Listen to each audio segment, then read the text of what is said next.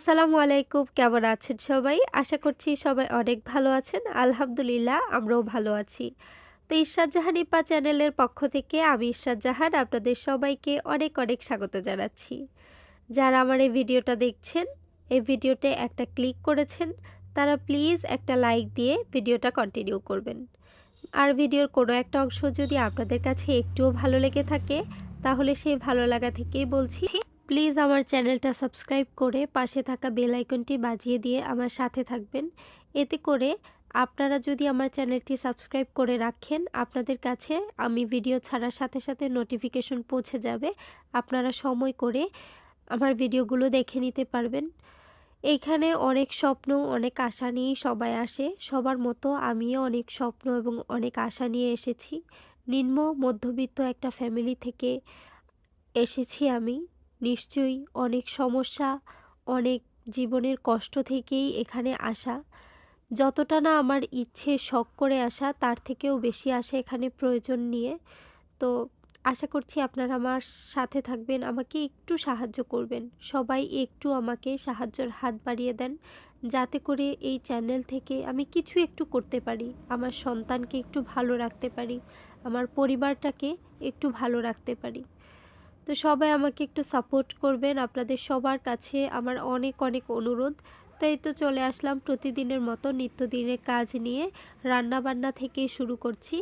আজকে পুঁই শাকের যেই বিচি হয়, যেটাকে অনেকে ফুই ফল বলে, তো সেটাই আমি আজকে পাঙ্গাস মাছ দিয়ে রান্না করব, আর ডাল রান্না করছি এখানে। তো এই তো এগুলো গোছাতে গোছাতে আপনাদের সাথেও বেশ অনেক কথাই শেয়ার করলাম, আপনাদের সাথে অনুরোধ করলাম। আশা করছি আপনারা আমার অনুরোধ রাখবেন, আমার একটু হলেও আমার পাশে থাকবেন। তো এই তো ভাত ডাল রান্না করা শেষ। এখন আমি সেই ফুইপলের সাথে আলু দিয়েছি কয়টা, তা না হলে শুধু ফুইপল খেতে আমার ভালো লাগে না। তার জন্য একটু ফুইপলের সাথে 2টা আলু দিলে ছেলেও পছন্দ করে, আর একটু আলু দিলে ভালো লাগে, তার জন্য দেওয়া আর কি।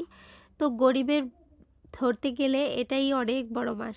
এই পাঙ্গাস মাছটাই আমাদের গরিবের একমাত্র খাবার হয়ে দাঁড়িয়েছে। জানেন তো, অন্য মাছ কেনার মতো সামর্থ্যও নেই, স্বাদ থাকলেও সামর্থ্য হয় না। এই পাঙ্গাস মাছটাও আমার ছেলেও খুব পছন্দ করে, তাই এটাই নেওয়া হয়। এটা কিন্তু আমাদের বাসায় থাকেই, পাঙ্গাস মাছ। এটা হচ্ছে গরিবের বোয়াল মাছ বলা চলে। তো সেটাই রান্না করে নিচ্ছি। তো এখানে দেখেন ফুইপল আলু দিয়ে আমি রান্না করেছি। তো এখানে ধনিয়া পাতা না দিলে আমার ভালোই লাগে না। আসলে শীতের দিন একটু ধনিয়া পাতা হলে মনে হয় যেন খাবারের স্বাদটাই চেঞ্জ হয়ে যায়। তো এইখানে আমি খুব সুন্দর করে রান্না করে নিচ্ছি। প্রচণ্ড পরিমাণে ঠান্ডা পড়ছে, তার জন্য মোটরটাও অল্প করে ছাড়ি, কারণ অল্প করে না ছাড়লে একদম খুব বাজে অবস্থা। ঠান্ডায় হাত দেওয়া যায় না পানিতে। তো এই তো দেখো সব কিছুই কিন্তু একদম এলোমেলো, এগুলো গুছিয়ে নিচ্ছি।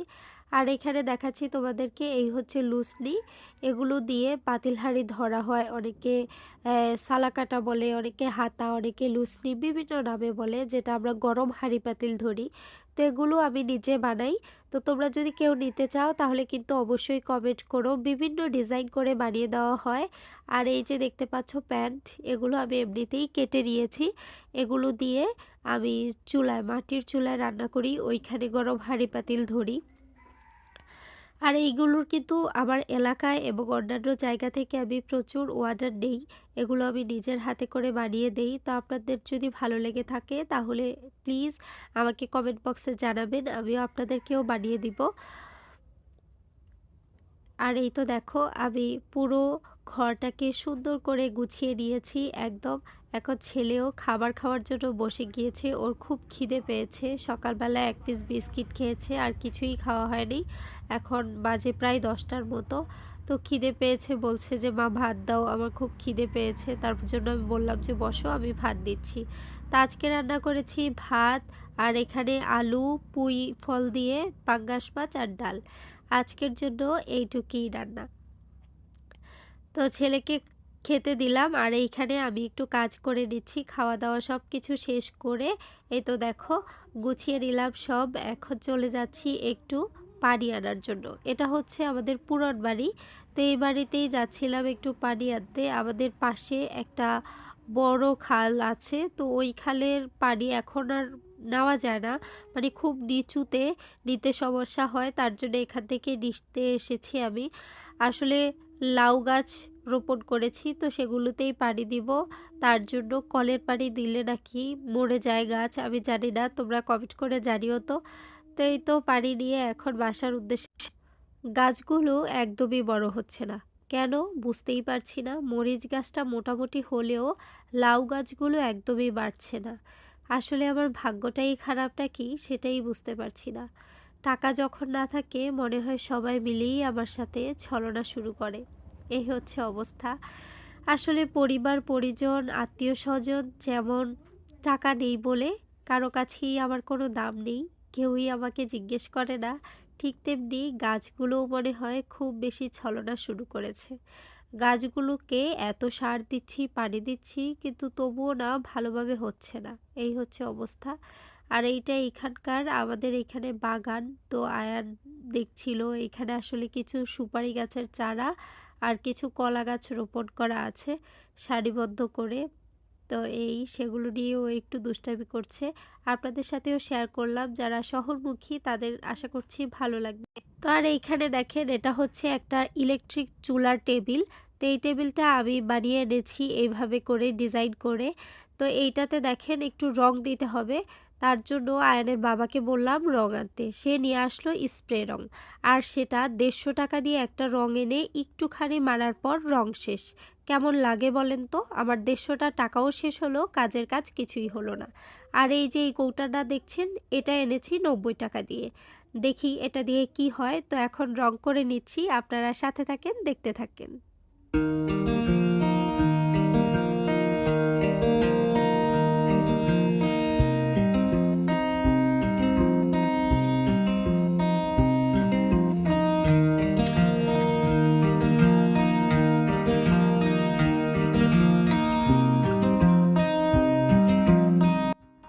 আমি কখনোই কোনো জিনিসে এইভাবে করে রং করিনি, কিন্তু এখন নিজের সংসার যখন হয়েছে তখন কত কিছুই না করতে হয় বলেন। একটা মেয়ে বাবার বাড়িতে থাকতে কোনো কাজই করে না, কিন্তু নিজের সংসার হয়ে গেলে কত কাজই না করতে হয়। তো এই তো দেখেন বকবকি করছি, এই হচ্ছে আমার টেবিলের ফাইনাল লুক। এই রকম কালারটা হয়েছে, আমার কাছে ভীষণ ভালো লেগেছে, জানি না আপনাদের কাছে কেমন লাগবে। তো কেমন লেগেছে রংটা অবশ্যই কিন্তু কমেন্ট করে জানাবেন। আমি এই রংটা নিয়েছি যাতে একটু বার্নিশের মতো কালার দেখা যায় তার জন্য। তার এই তো এইখানে দেখেন কি অবস্থা। দুপুরবেলায় জোহরের নামাজ যখন পড়তে এসেছি, আমার ছেলেও আমার সাথে নামাজ পড়ছিল, হঠাৎ করে দেখি ও পা খুলে বসে আছে। কি হয়েছে বলল যে কাল এটা বটির সাথে কেটে গেছে, কিন্তু আমি একটুও বলতে পারি না, বিকেলবেলা নাকি কাটছিল, আমাকে ভয়ে বলে নাই আর আমিও দেখতে পাই নাই, ও মোজা পড়েছিল তার জন্য। তো এখানে দেখেন কেটে কি অবস্থা, এখন যখন নামাজ পড়তে গেছে জায়নামাজের সাথে টোকা লেগে একদম রক্ত বেরিয়ে গেছে। এই হচ্ছে ওর অবস্থা, আর সেটা নিয়ে তার মুখের এক্সপ্রেশন দেখেন, মন তো ভীষণভাবে খারাপ। তো এই তো আমি এখান থেকে একটু বায়োটিন নিয়ে লাগিয়ে দিলাম। তো ও বলছিল যে ওকে ব্যান্ডেজ করে দেওয়ার জন্য, তো কি আর করব, এটা দিয়ে একটু চাপা দিয়ে ব্যান্ডেজ করে দিলাম যাতে টোকা খেলে কোথাও আবার রক্ত বেরিয়ে না যায়। একটু পরে খুলে দিব, আমার কাছে মনে হয় খোলা থাকলেই তাড়াতাড়ি ভালো হবে।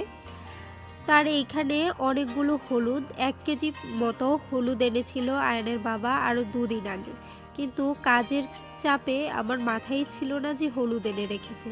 হঠাৎ করে মনে পড়লো যে হলুদ এনে তো বাসায় রেখেছিল, তাহলে সেগুলো তো একদমই টেলে নেওয়া হয় নাই, তো তার জন্যই সেগুলো একটু টেলে নিচ্ছিলাম।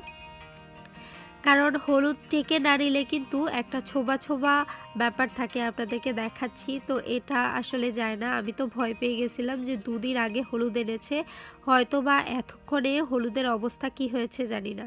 আমি ভেবেছি হয়তো বাতাস ঢুকেছে, কিন্তু দেখি 3-4টা পলি দিয়ে তারপর ইয়ে করেছিল, তার জন্য কিছুই হয়নি।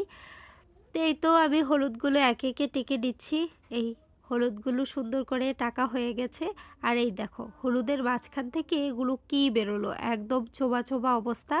তো এগুলোকে দেখি কি করা যায়, ফেলে দিব না কোনো কাজে লাগানো যায়, দেখছি কাজে লাগানো গেলে তো অবশ্যই তোমাদের সাথে শেয়ার করব।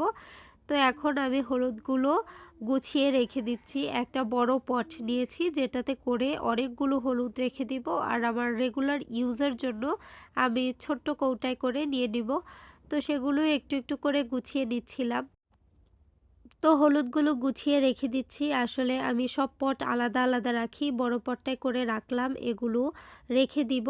আর এই পটটায় রেখেছি, এটা মাটির চুলায় ইউজ করি। আর লাল কাকালা পটটার এটা হচ্ছে কারেন্টের চুলার জন্য। তো আজ এ পর্যন্তই। সবাই ভালো থাকবে, সুস্থ থাকবে এবং আমাকে একটু সাপোর্ট করবে। আল্লাহ হাফেজ। আসসালামু আলাইকুম।